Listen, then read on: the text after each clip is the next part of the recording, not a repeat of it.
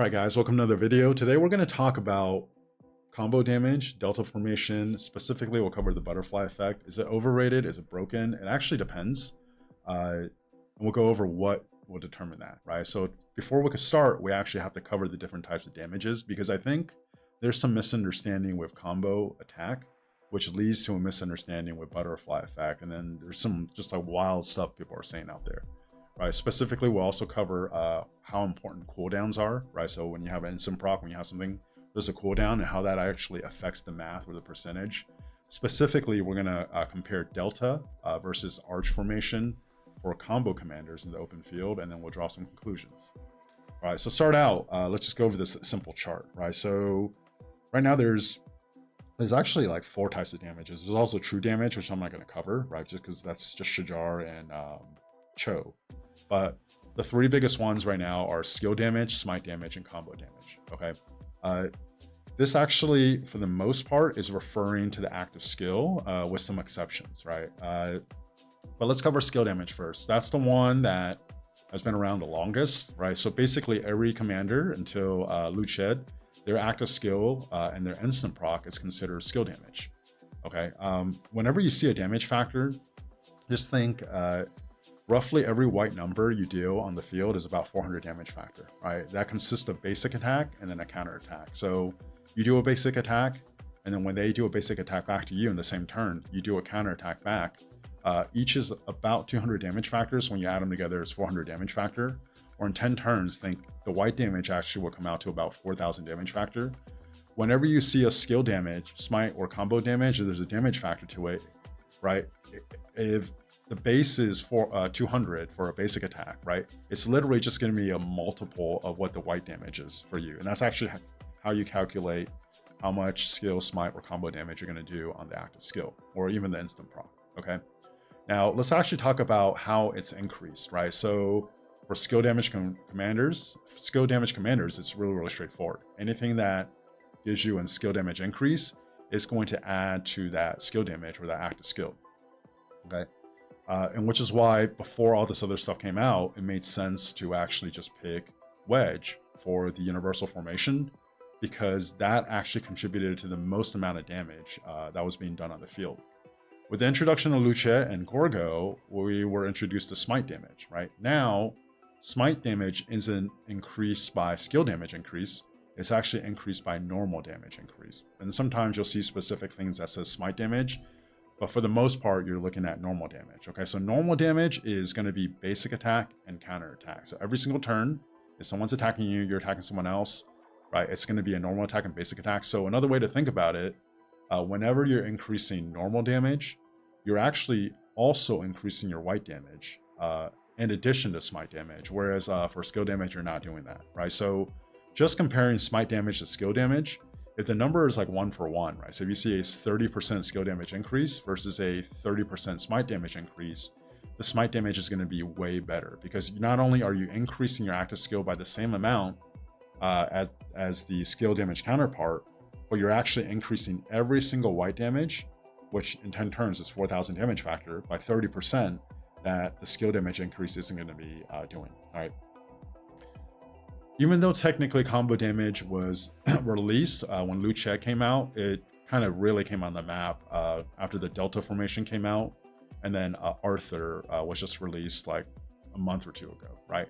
Arthur is our first like real combo damage commander, and it's important to note combo damage is technically the best out of the 3, because it is essentially just like smite damage, right? Any increase to normal damage is going to increase combo damage, but combo damage also has an additional thing it does, which is combo damage counts as like an extra basic attack as far as proccing things, right? So every time you launch a combo attack, you have a chance to proc a horn or a ring or anything that is an instant proc, like Alex or William or like even El Cid from back in the day, right? So but just when you're just talking about things that increase combo damage, if you gave me the choice between the 2, you would pick normal damage all day, because normal damage, again, increases your white damage, but also increases your combo damage. Whereas combo damage only increases combo damage, but not white damage. Okay, so when you look at the different formations here, clearly the worst one out of the three now is going to be wedge, right? Because it just like it adds the least. Whereas arch is actually going to be the best. Okay, because if you look at arch versus delta, yes, the delta does 10% more combo attack, right? And the arch only does 5%, but the arch is also increasing white damage, which combo attack isn't. So if you want to do the math over 10 turns and assuming you're doing 4,000 damage factor of white damage over 10 turns, for the break even point for combo damage from a commander over 10 turns is going to be 4,000 damage factor of combo damage, right? So right now, as you know, Arthur has two 1,400 damage factor combo attacks in one turn, right? So that's 2,800. Subutai has 3,000. You're probably not going to pair those two together just because one has to be for like open field and the other is pretty much just for rallying, right? So there's actually no way to get even close to 4,000 damage factor of combo damage right now, right? So if you're just picking between the two formations with nothing on them, Arch to me is like just clearly better, and it's not really even close, right? Especially, you know, you don't plan on this, but if multiple targets are hitting you, every extra combo attack you're doing is actually also benefiting from the normal damage increase, whereas Delta is not giving you that at all. Okay, so that's just a basic understanding of the three types of damages. Next, let's actually get into percentages or cooldowns. Okay, so we tend to want to ignore the cooldowns, or maybe it's hard for people to wrap their head around how that changes the percentage. Okay, this kind of math, it starts getting more and more complicated when you start putting layers on it. An easy way to have something do this for you is actually AI. I think probably the best one to do this is Grok, GROK, and that's the one associated with X or Twitter. Okay, but let's actually just give you some percentages here, right? So you can see here, if something has a 10% to trigger, there's no cooldown, a 3-second cooldown, or 5-second cooldown. This number here gives you the average amount of proc you're going to get in 10 turns. Okay, so there's actually nothing I can think of off the top of my head that has a 10% chance to proc with no cooldown. Lucha's combo attack actually has a 25%, which is higher, right? But 10% with a 3-second cooldown, the only one that has that is Alex, which is why his instant proc is by far the best in the game, right? William, Belly Prime, El Cid has a 10% chance to proc instant proc, but it's a 5-second cooldown. Scipio actually has one that's at an 8-second cooldown, and then technically Arthur has one, right? If you look at his expertise, if he's a primary commander with a 10-second cooldown, okay? Another way to think about a cooldown is once it procs, for the next however many turns, literally nothing can happen, right? So if I had an instant proc with a 100% chance of proccing, but a 10-second cooldown, in 10 turns, it can only proc once, right? It can only proc once. Whereas if I had something with, say, like a 30% chance of proc, right? Not 100%, just 30%, but with no cooldowns, in 10 turns, it's going to average 3 procs, right? So like it will actually be 3 times better than something that has a 100% chance of proccing. So the cooldown, as you can imagine, actually makes a huge difference, right? So you can see here how the number changes. No cooldown, it's going to be 1 proc in 10 turns. If you have a 10% chance to proc and you have a 3-second cooldown, that number actually drops to 0.77, right? Another way to think about it, if something has a 3-second cooldown, at most, if you're very lucky, you can proc it 3 times in 10 turns, right? If something has a 5-second cooldown, the number drops further because at most you can only proc it twice in 10 turns. Okay, now I'm going to present some numbers for you with Arthur. So if Arthur is primary and he's already already built a rage, gone through, and then you're actually starting from the turn when he launches his active skill, which is honestly like the best case scenario for this, right? Like, because the combo attack is not going to do anything until you get to fire it. And for Arthur, he has 2 chances to fire a combo attack, right? His expertise, basically 50% of the time on any basic attack or any turn, you can launch a 300 damage factor combo attack, but it has a 10-second cooldown. So essentially every 10 turns, at most you can launch it once, right? So you're going to fire it early, but then you're not going to fire it again until well after your first skill cycle, right? The other time is when Arthur launches his active skill. So yes, you need to build a rage, you finally launch your active skill. You'll actually do 2 combo attacks in the same turn, 2 1,400 combo damage factor combo attacks, and each one of those is essentially like an extra basic attack that gets you a chance to proc stuff. Okay, so this scenario, just, to simplify it, is basically the best case scenario you could think of for Arthur. And this is actually way after you have already built enough rage so you can fire your first active skill, right? So if you actually factor this into the math, right? So essentially the very first turn, you get 3 basic attacks worth of procs. And there's no cooldown, right? And then you have a 50% chance to fire another extra one in one of those 10 turns. You're going to average 1.25 procs per 10 turns, right? So you can see how it does 25% better than if you didn't have any combo attack at all, right? But it's like, is it good? Yes, it's good. Like, like how much, like, we'll go over the value for it, right? Now, if you have the butterfly effect, okay, so the butterfly effect actually only kicks in when one of these 2 conditions are met. So basically, when Arthur is either launching his combo attack from his active skill, or he's launching that 50% chance to proc combo attack and its expertise with a very, very long cooldown, right?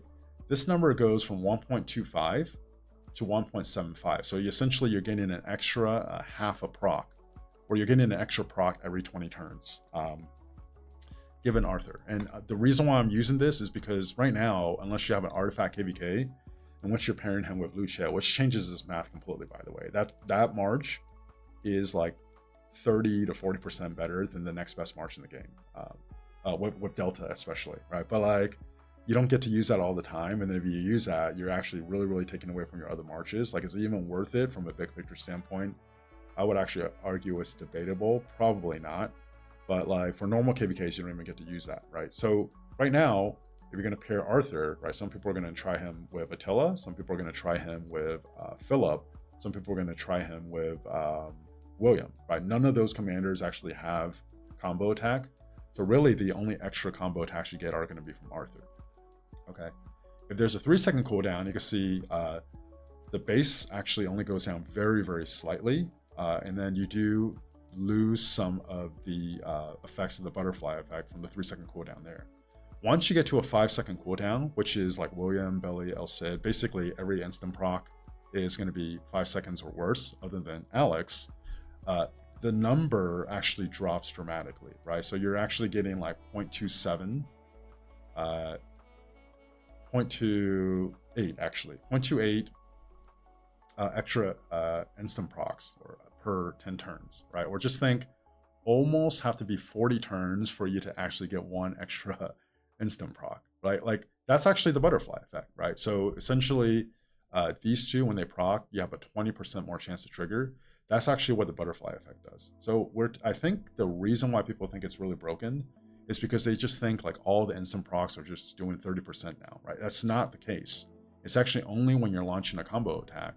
And right now with combo damage commanders, there's actually not that many ways to launch a bunch of combo attacks, right? Like with Arthur, it's not that frequent. It's a little bit more frequent with Luchet, but then Luchet's combo attack is going to be really, really low. So like, yes, the butterfly effect will help that a lot, but almost all the other parts of Delta formation is actually kind of wasted on Luchet, because like you're almost stacking everything towards increasing combo damage, which is just off of a base 200 damage factor, right? So Arthur does bigger combo damage, Subutai does as well, but they're not going to trigger combo attack very often. And when they do trigger it, like it's cool that a lot of it is on the same turn, right? But with cooldowns, when you're triggering a bunch of stuff on the same turn, you're actually losing a lot of the value of having a lot of chances to proc something.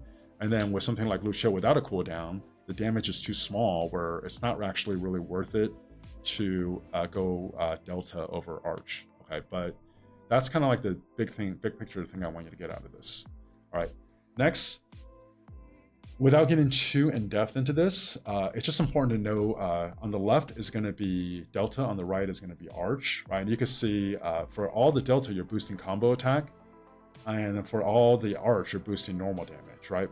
Both of these are actually going to increase combo damage, but like we talked about in the very, very first page, normal attack increase is not only going to increase the white number, but it's also going to increase combo attack as well, whereas combo attack is only going to increase combo attack, right? So for open fielding, If we just look at the first part of every single one of these, with the exception of maybe Steel Skin Invincible, there's a strong case that Arch is just better, right?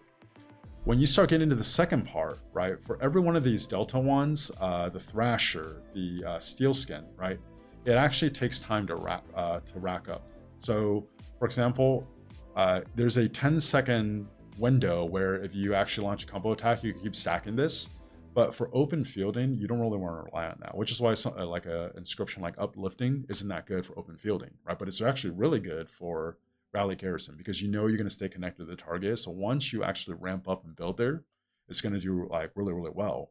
But until you ramp up and actually get the max stacks, the second part of each one of these, like straight to the point, even Destructive, and then Invincible, I would actually take over the counterpart with the Delta for the Delta, right? So I would actually take the straight to the point, the second part. Well, let me go back a little bit. All right, let's talk about like Invincible. I will take the second part of Invincible over Steel Skin.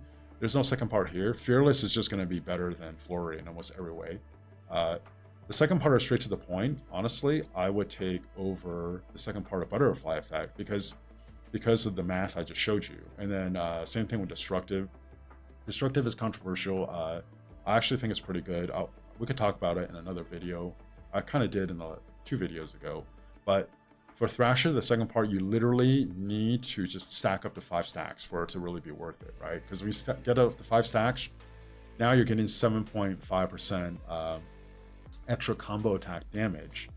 You can start making a case like it might be worth it, right? But the only way to really reliably do that is in Rally Garrison. Okay, so overall, looking at this, it's kind of crazy to me that right now, everyone, or it seems like everyone, is hyping up everyone else to go Delta because like you want to prepare a Cav where like Arch to me is like clearly better for open field. And I could actually even make some cases where it might be better for rallying for a combo attack commander, depending on who you want to pair with Subutai, right? Because we're almost like putting all our eggs in the basket saying, oh, because of this 20% extra chance to trigger basic attack procs, this puts Delta attack over the top. Whereas, you know, it's actually not that good, right? If you start looking at the percentages and the math and like how you factor everything in. And which is why I think, you know, if I had to like draw a conclusion right now and what I'm personally doing for combo attack coming up, I'm not pulling Delta at all, right? If anything, I'll just build an Arch Cav set because that's better right now. And then what I want to do is like wait until the next round, probably the next Cav commander, right? Which is going to be a while from now, comes out and see what the pairing is to even determine if it's worth it, right? So in conclusion, what I really think is Arch is better than Delta right now for open fielding. Delta is probably going to be better for Rally Garrison, depending on what the pairing is. But like if the pairing is, for example, say with Attila, Arch is actually still probably going to be better, right? Like if it's for another combo commander in the future, I can see it. If it's for Justinian, I actually didn't look at it before I started making this video. I don't know, but it's just like I don't think it's actually better. If it is, it's not like clearly better because of the stuff I presented, right? I think Butterfly is overrated by the community right now. I think there's a lack of understanding of the math that actually goes into it and then what is actually triggering. If you actually look at the numbers, it's hard to make a justification that Butterfly is that good. And then let's actually do some speculation. So how does Delta become better than Arch for open fielding? Right, I think the only chance that happened, I think this is the only scenario, right? Because every other scenario I already presented, whatever boosts combo attack, Arch is going to boost as well.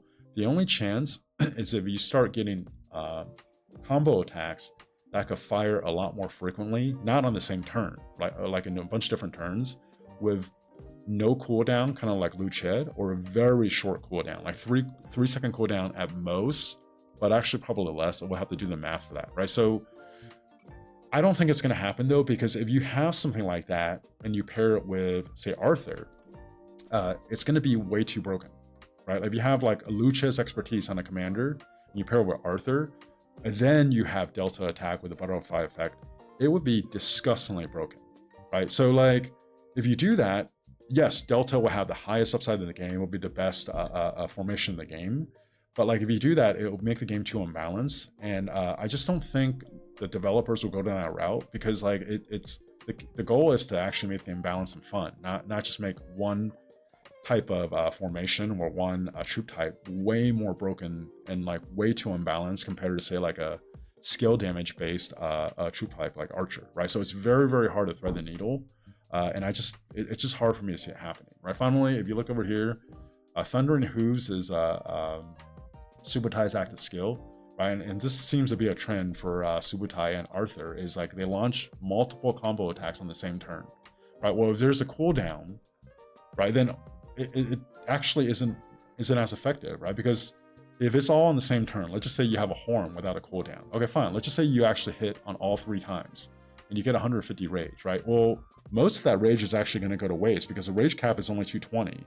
And for most commanders, if nothing else is happening, you're getting like about 120 rage per turn anyways, right? So like you at most need to trigger the horn twice. Like you definitely don't need to trigger it 3 times. Whereas like if you have something that's proccing more often and not all on the same turn, then something like the horn can actually benefit a lot more from it, right? Funny enough, the 2 things that don't have cooldown for accessories is, one is a horn, right, which, you know, a lot of people love. The other one is actually the dagger, right?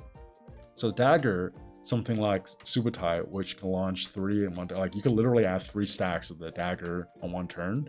That's going to be a lot more powerful. And you know, if you add another stack, right, like you're not overraging where you get nothing. You're actually just kind of like refreshing the turn, like, which actually is a little bit better than just overraging where you just lose all of it. So that's why I think overall, if it was me, and actually I am doing this, I would not pull Delta. I will pull Arch, which is going to be better for you if you're doing open fielding right now. And then maybe when it gets to a point where another cav commander comes out or another combo damage commander around, and the pairing changes, and you have something where it's like a no cooldown or smaller instant proc kind of combo damage, then it might be worth it to go to Delta. But I just have a hard time seeing that happening from a game balance standpoint. And if I had to take a guess right now, I think Delta would probably be better for Rally Garrison, and then running Arch is actually probably going to be better for open fielding, right? And all of this is actually talking about special inscriptions, okay? If there's no special inscriptions, you're even getting down to the rare, this actually swings a lot heavier into the Arch's favor. And if you're just getting into regular common inscriptions, right? Like, Arch is just like way better than combo. 4 combo commanders in the open field. It's like no question. Even for Rally Garrison, if you're trying to use common inscriptions, which you shouldn't, right? Arch is going to be better. Okay, so hopefully that makes you guys think about this a little bit. Obviously, people are going to have some counter arguments and stuff. You know, please post it in the comments. If you watch all the way to the end, you haven't yet, please like and subscribe to the video. Thank you guys for watching. I'll talk to you next time.